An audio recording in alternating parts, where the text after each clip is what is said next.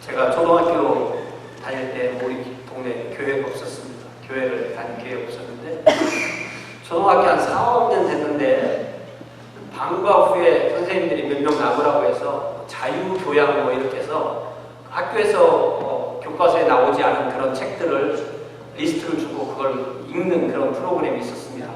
저하고 이 학번이 비슷한 사람들이 하실 텐데 그때 뭐 그리스 로마 신학 이런 것도 있었고요. 그런데 그 목록에 신약, 구약 그런 게 있더라고요. 좀 처음 봤으니까 제가 알아요. 근데 선생님들도 얘기도 안 해주고 저 선생님들에게 물어볼 기회도 없었고 그래서 혼자 곰곰이 생각을 해보다가 방과 후에 집으로 가면서 친구들한테 내가 신약이라는 책과 구약이라는 책을 처음 봤는데 아마 구약이라는 책은 전통 약학, 전통 의학을 말하는 것 같고 신약은 서양 의학이나 서양 약학을 말하는 것 같다. 그렇게 설명을 해줬죠.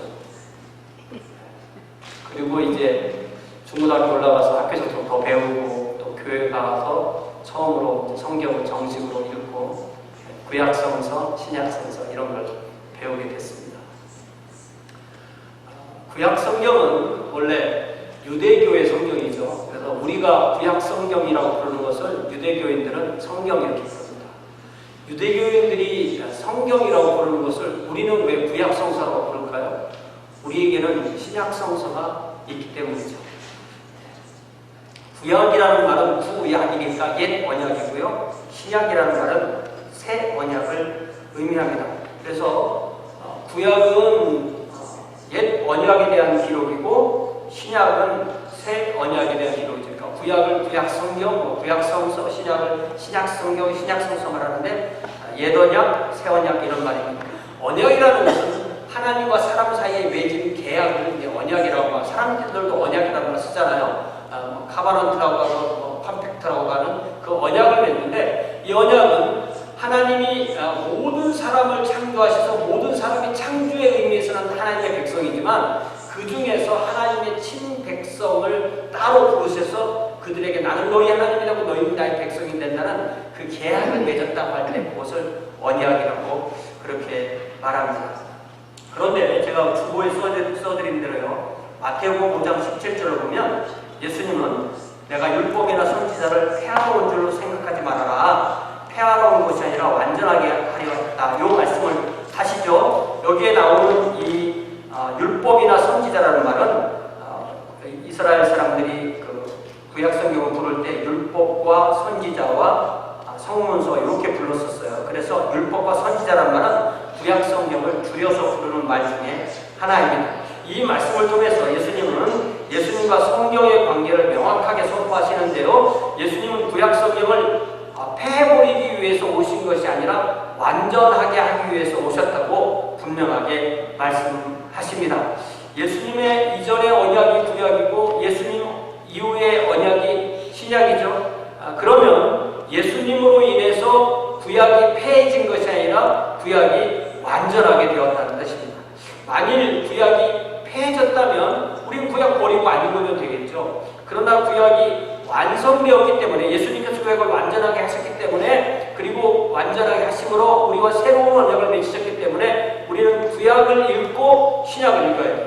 그래서 우리가 성경 읽기 할 때 구약을 읽고 또 요즘 이제 신약으로 넘어왔죠. 구약은 하나님이 택하셔서 언약을 맺으신 하나님의 친백성인 이스라엘 중심으로 이루어졌어요. 그래서 구약을 완성하시고 완전하게 하신 예수님으로 인해서 이제 하나님은 각 나라와 족속과 백성과 방언에서 하나님의 친백성을 부르셔서 예수님의 보혈로 다시 하나님과 언약을 맺고 하나님 백성으로 삼으십니다.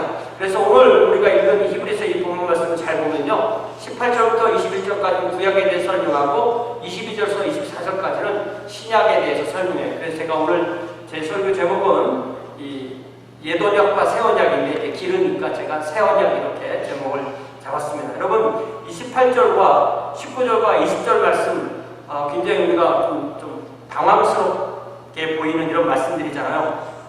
만질 수 있는 곳, 불이 붙는 산, 침침한 곳, 흑암이 있는 곳, 폭풍이 있는 곳, 나팔 소리가 있는 곳, 말하는 소리가 있는 곳 이런 곳에 대한 이야기를 하는데 이걸 보려면 우리가 성경이 있어야 됩니다. 여러분 성경 보셨어요? 성경을 펴보세요. 성경 출애굽기 19장부터 24장까지가 이 배경인데요. 성경을 펴서 읽어보지 않으면 이게 무슨 말인지 쉽게 감이 안 옵니다. 그래서 여러분 성경 출애굽기 19장을 딱 펴놓으세요.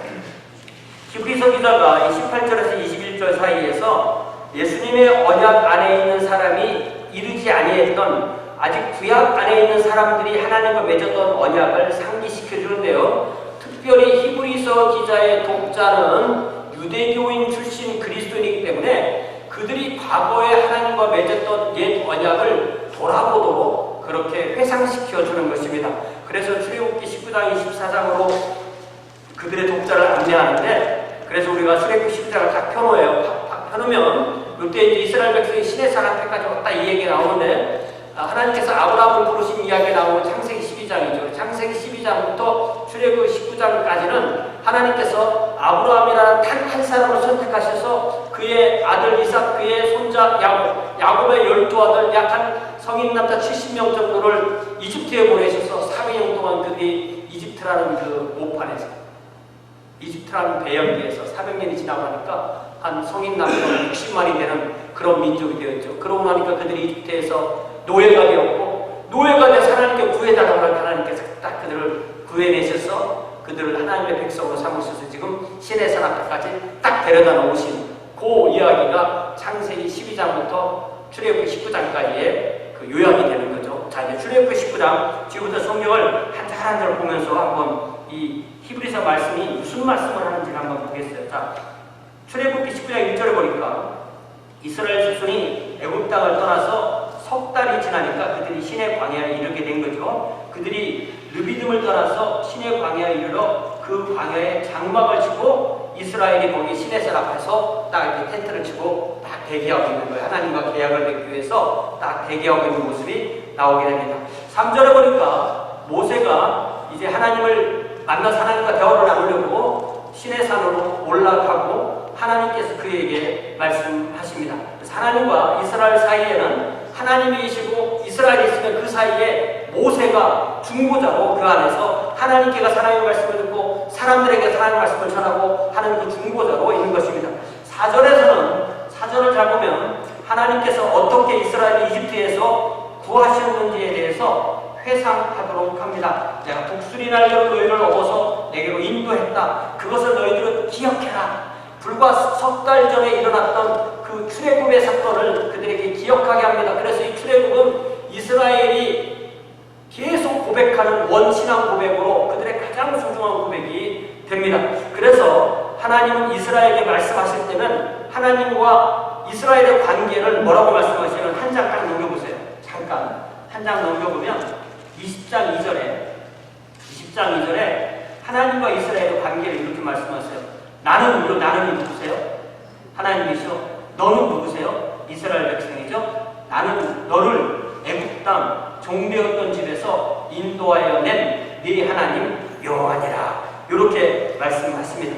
그러니까 항상 이스라엘과 이 하나님과의 사이에서는 하나님이 그들을 창조하셨을 뿐만 아니라 그들을 구원하셨다는 얘기가 나오는 거죠. 다시 19장 5절로 넘어가면은 5절 6절을 우리 한번 같이, 혹시 성경이 있으시면 소리를 내서 천천히 읽어봐요. 시작. 세계가 다 내게 속하였나니 너희가 내 말을 잘 듣고 내 언약을 지키면 너희는 모든 민족 중에서 내 소유가 되겠고 너희가 내게 대하여 제사장 나라가 되며 거룩한 백성이 되리라. 너는 이 말을 이스라엘 자손에게 전할지니라. 이 말씀에는 하나님과 세상 모든 민족과 이스라엘의 관계가 분명하게 드러나요. 하나님은 창조의 의미에서 온 세상의 백성을 하나님의 백성으로 삼으셨는데, 온 세상을 하나님의 백성으로 삼으셨다는 증거가 이스라엘을 제사장 나라로 삼으셨기 때문에 그것이 증거가 드러나는 겁니다. 제사장만 있고 백성이 없는 의미가 없잖아요. 그러니까 이스라엘을 제사장 나라로 삼으셨다는 것은 나머지 모든 세상이 하나님의 백성으로 만들려는 그 계획이 그 안에 있는 것입니다. 그래서 하나님이 이스라엘을 친백성으로 삼으신 것이 구약성경이라면, 이스라엘 통해서 오신 예수님께서 훨씬 보혈로 맺은 언약으로 온 세상 사람들을 불러서 하나님의 친백성으로 삼으시는 이야기가 신약이 되는 거죠.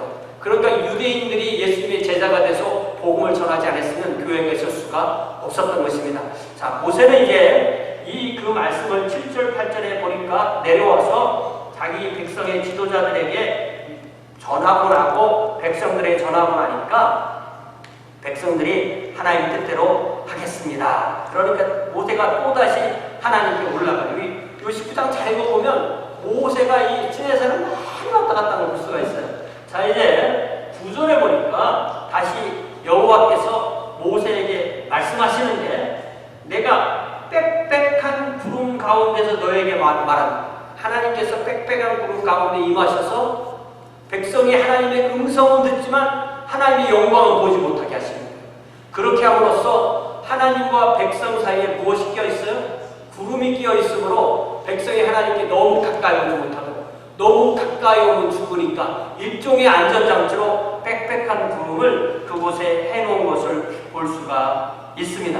그래서 그 사실을 다시 백성에게 전하고요. 이제 10절에 보니까 하나님은 3일 후에 내가 시내산에 강림할 거니까 백성들은 성결을 유지하고 옷을 빨고 기다린 후에 하나님이 온 백성의 눈앞에서 시내산에 강림하겠다고 그렇게 말씀하십니다.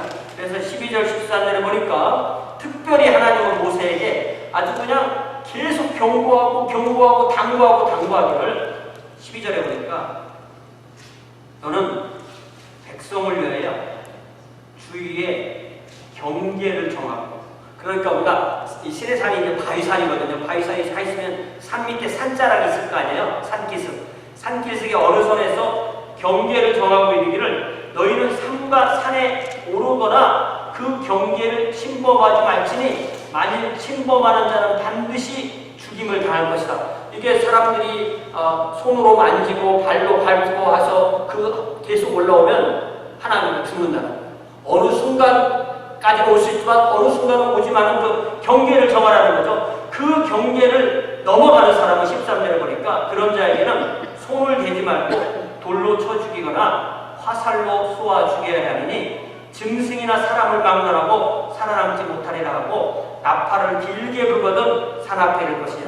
하나님께서 천군천사를 통해서 나팔을 길게 부를 때 이제 그때 되면은 내가 오라는 데까지 와라. 이렇게 말씀하시는 거예요. 그러니까 벌써 구름 얘기 나왔죠. 짐승도 죽는다는 얘기 나왔죠. 나팔 소리도 다 얘기 나왔죠. 성경을 부지런히 쫓아와야 됩니다. 그래서 하나님께 오라고 해놓고 어느 이상 가까이 오지 못 오게 하는 이유는 하나님을 죽이시려고 오지 말라고 해요.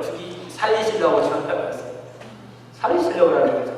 그러니까 신호등을 세워놓고 빨간불에는 가지 마세요 라고 해놨으면 빨간불에 가서 죽으라는 뜻이에요. 빨간불에 가서 죽지 말라는 뜻이에요. 죽지 말라고 만들어놓은 거죠. 근데 왜 빨간불을 만들어서 나를 죽입니까? 라고 말은 안 되는 거죠. 하나님의 모든 율법은 선악을 알게 하는 나무의 열매부터 시작해서 성경하는 모든 율법은 우리를 하나님이 살리시려고 만드는 법이죠. 우리를 죽이시려고 만드는 법이 아니라는 것입니다. 세상의 법도 그렇죠. 내가 신호등을 지킬 때 나도 살고 이웃도 살고, 내가 음주운전을 하지 않을 때 나도 살고 상대도 또 살게 되는 것입니다. 이제 14절 15절에 보니까 모세는 하나님의 말씀을 다시 백성에게 가서 전하고 백성이 사흘 동안 성결을 유지하고 옷을 빨고 이제 준비하는 것입니다. 이제 16절에 보니까 드디어 셋째 날이 됐어요. 셋째 날 아침에 나타난 현상인 거예요. 첫 번째는 우레가 천둥입니다. 우레는 소리죠. 번개는 눈으로 보는 거죠. 번개, 빽빽한 구름이 산 위에 있고 나팔 소리가 매우 크게 들리니 하나님이 천군 천사를 동원해서 부르시는 나팔 소리죠. 진중에 있는 모든 백성이 다 떨어져라. 이렇게 되어 있죠. 그러니까 하나님께서는 이 나팔 소리를 통해서 모든 백성이 하나님께 가까이 하고 어느 순간에까지는 딱 멈춰 서도록 그렇게 합니다. 이 18절에 보니까 나팔 소리가 점점 커질 때 모세가 말한즉 하나님이 음성으로 대답하셨다. 모세가 뭐라고 말씀을 드렸을까요? 하나님께서 우리 모두를 구원하시려 여기까지 인도하셨으니 우리가 하나님과 계약을 맺으려고 하나님 앞에 여기까지 와 있습니다. 아마 그렇게 말했을까요? 하나님이 시내산 꼭대기에서 모세를 부르시자 다시 20절에 보니까 그 꼭대기로 올라가고 또 모세가 올라가니까 21절에 보니까 여호와께서 모세에게 말씀하시는 또 여기서도 또 올라갔는데 또 말씀하시기를 제발 백성들이 가까이 오게 하지 말아라. 나 여호와를 보려고 하다가 많은 사람이 죽을까노라. 너희들의 백성들이나 제사장들이나 성결하게 하고 절대 어느 선 이상은 넘어오지 말라고 준엄하게 명령합니다. 그러면서 모세가 다시 내려와서 말씀하니까 24절에 보니까 이제 너는 내려가서 백성을 그렇게 경고하고 모세 너하고 내 형 아론하고 같이 올라와라. 이렇게 해갖고 19장이 끝나는 겁니다. 19장에 제가 계산 안 해봤는데 얼마나 모세가 시내산에 왔다 갔다 해요. 하나님 말씀 듣고 전하려고. 자, 그리고 20장이 이제 10계명 말씀되는 이 하나님의 율법의 가장 기본이 되는 10계명 말씀이 20장 1절부터 7절까지 쭉 나오고요. 그 다음에 20장 18절을 보세요. 20장 18절로 넘어가면 어떻게 되냐면 하나님께서 모세 그리고 아론에게 말씀하시는 동안에 백성들은 20장 18절에 보니까 또다시 우레, 번개, 나팔소리, 산의 연기를 보고 듣는 거죠. 그들이 볼 때 떨리고 멀리 서 있습니다. 그리고 19절에 보니까 모세가 돌아오니까 뭐라고 말해요? 당신이 우리에게 말씀하소서. 우리가 들으리이다. 하나님이 우리에게 말씀하시지 말게 하소서. 우리가 죽을까 하나이다. 이렇게 말하죠.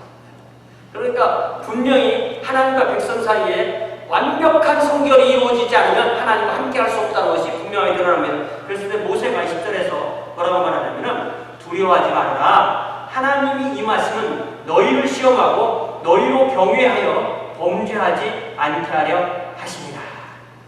이 말을 하고 다시 또 백성은 멀리 서 있고 모세는 하나님이 계신 흑암으로 나아가게 되는 것입니다. 자, 그래서 다시 이 모세가 하나님께 나아가서 이 20장 뒷부분, 21장, 22장, 23장 쭉 넘기는 거예요. 다 법이니까. 23장까지가 하나님이 20장, 21장, 22장, 23장 이렇게 넉 장을 하나님이 최초로 이스라엘과 언약을 맺을 때 준 말씀이라고 해서 요 말씀을 언약의 책 이렇게 보통 말해요. 이게 딱 구별되니까 그 언약의 말씀을 다 주시고 24장에 보니까 하나님께서 모세를 통해서 제사장들 부르고 그 다음에 그들과 이제 정식으로 그 계약을 맺기 위해서 12지파를 또 대표를 부르고 그들에게 소로 5절에 보니까 소로 번제와 화목제를 드리게 하고 소를 잡을 때 나온 그 피를 가지고 여러 그릇에 담고 그걸 제단에 뿌리고 자 7절 보세요. 뭘 갖다 드렸어요? 언약서. 요게 출애굽기 20장, 21장, 22장, 23장을 말합니다. 그 책을 읽고 가져다가 백성에게 누가 읽었냐면 모세가 읽은 거죠. 모세가 그 말씀을 받은 것을 다 써가지고 그걸 백성 앞에 낭독하여 듣게 하고 그러고 나니까 그들이 이르되 여호와의 모든 말씀을 우리가 준행하리이다. 모세가 그 피를 백성에게 뿌리고 그러면서 여호와께서 이 모든 말씀에 대하여 너희와 세운 언약의 피니라 이렇게 하면서 이스라엘과 하나님은 이스라엘 하나님이고 이스라엘 하나님의 백성이 되는 언약을 이렇게 맺는 이야기가 출애굽기 몇 장에 나온다고요? 24장.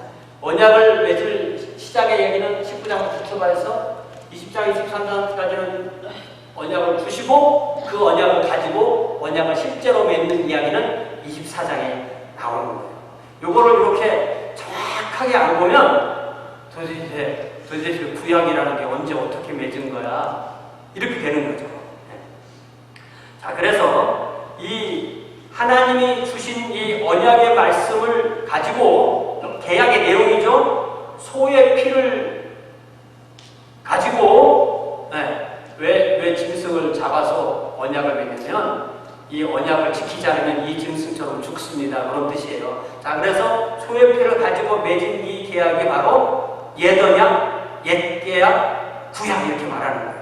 그러면서 히브리서 기자는 그의 독자들을 이 옛 계약의 장면으로 안내하는 것입니다. 그래서 그들이 다다른 것을 다시 기억하게 하기를 너희들이 만질 수 있는 산이었지, 그 산에는 불이 있었지, 침침했고 흑암과 폭풍이 있었고 하나님의 나팔 소리가 있었고 하나님의 말씀하신 소리가 있었지, 그곳에 너희들이 이르는 것이 아니야, 이렇게 말하는 거죠. 그러면서 이 시점에서 히브리서 기자는 심지어 하나님과 이스라엘 사이에서 말씀을 대화했던 모세까지도 내가 심히 두렵고 떨린다라고 하신 이 신명기 9장 말씀을 인용해서 옛 언약 아래에서 산다면 얼마나 하나님과의 관계가 무섭고 두렵고 떨리는지를 이제 얘기해 줍니다. 그러면서 대비해서 이제 22절부터는 예수님 안에 있는 새 언약을 말씀하시는 거예요. 자, 22절 이제 보세요. 성경에 22절에 보니까 다시 히브리서 돌아와서 22절에 보니까 그러나 너희가 이룬 곳은 뭐예요? 시온산, 살아계신 하나님의 도성인 하늘의 예루살렘, 천만천사 이렇게 나오죠. 그래서 제가 세보니까 히브리서 12장 22절에서 24절 사이에서 히브리서 기자는 히브리서를 받는 독자들이 다다른 곳은 예수님으로 인해서 신의 산이 아닌 시온산에서 이루어진 사건인데, 이 하나의 사건을 8가지 측면으로 다르게 설명하는 것이 이 부분입니다. 그러니까 한 가지 예수님 안에 있는 새 언약의 내용을 여러 가지 측면으로 말해요. 그래서 우리가 우리 성경을 보고 영어 성경을 보고, 우리 성경은 주동사가 한 번 나오고 영어 성경은 세 문장으로 나누어서 주동사를 3번 써놨는데, 제가 그래서 궁금해서 원어를 찾아봤더니 우리 성경이 원어대로 번역한 것들, 그래서 한 주동사를 하나를 가지고 쫙 8개 내용이 쫙 나오게 되는 것입니다. 그래서 첫 번째로 그 8가지 내용을 결국 뭘 말하는 거냐면, 우리가 가지고 있는 우리에게 주어진 영적 위치. 우리는 지금 육체적인 위치는 베토벤 한인중학교 예배당에 앉아있잖아요. 그러나 영적인 위치로는 우리는 이렇게 있습니다고 말하는 그 영적 위치를 8가지로 설명하는 거예요. 첫 번째, 우리가 있는 곳은 어디라고요? 시온산. 근데 시온산을 뒤에 거랑 연결해 보니까 예루살렘이 하늘에 있다고 하죠. 그러니까 시온산도 예루살렘이 바탕한 산이지만 사실은 하늘의 시온산을 의미하는 거예요. 두 번째는 살아계신 하나님의 도성인 하늘의 예루살렘. 이 땅에 속한 예루살렘이 아니라 살아계신 하나님이 거하시는 하늘의 도성인 하늘의 예루살렘입니다. 그래서 우리가 요한계시록 21장에 보면은 하나님께서 종말의 새 하늘과 새 땅을 완성하셨을 때 거룩한 성 새 예루살렘이 하늘에서 하나님으로부터 땅에 임한다고 했어요. 그러니까 이 예루살렘이 임하는 거죠. 그러니까 저 새 예루살렘은 우리보다 먼저 예수를 믿고 하나님 앞에 간 성도들의 총합체인, 성도들의 총합체에서 동시에 하나님이 거하시는 그런 곳임을 알 수가 있습니다. 세 번째는 천만 천사가 그곳에 있다고 그랬죠. 다시 말하면 하나님의 성 예루살렘에는 하나님이 부리시는 천만 천사가 있다는 것이고요. 이제 23절로 넘어가면 23절에서는 하늘에 기록된 장자들의 모임과 교회 이렇게 되어 있는데, 이거는 하늘에 기록된 장자들의 모임인 교회, 이렇게 모임과 교회가 이렇게 떨어진 게 아니라 모임인 교회, 이렇게 이해를 하면 될 것 같아요. 그러니까 저와 여러분들은 모두가 다 하나님께서 보시기는 다 장자라는 것 같아요. 장자들이고, 자, 다섯 번째는 만민의 심판자이신 하나님. 자, 저와 여러분의 영적인 위치는 만민의 심판자이신 하나님 앞에 있습니다. 하나님은 얼마나 엄하신 하나님인데 하나님께서 가까이 오지 말라고 하고 가까이 오면 죽는다고 하면서 지금은 우리의 영적 위치가 어디라고요? 하나님입니다. 영적 위치는 하나님께서. 이 놀라운 일이 어떻게 이루어지는 것이죠? 또 여섯 번째는 온전하게 된 의인들의 영들이 있는 곳에 우리가 있다고 하죠. 다시 말하면 우리의 영적인 위치는 하나님 앞에 있는 영혼들인데, 우리는 예수 그리스도의 보혈의 공로로 하나님께 주시는 의가 우리의 의가 돼서 하나님 앞에 있을 수 있게 됐기 때문에 우리는 온전하게 된 의인의 영들에 속하게 되는 것입니다. 그래서 이것이 이루어지는 가장 근본적인 복이 어디에 나오냐면 24절에 나오죠. 24절에 예수님을 어떻게 우리에게 소개해요? 24절에 어떤 예수님? 새 언약의 중보자이신 예수.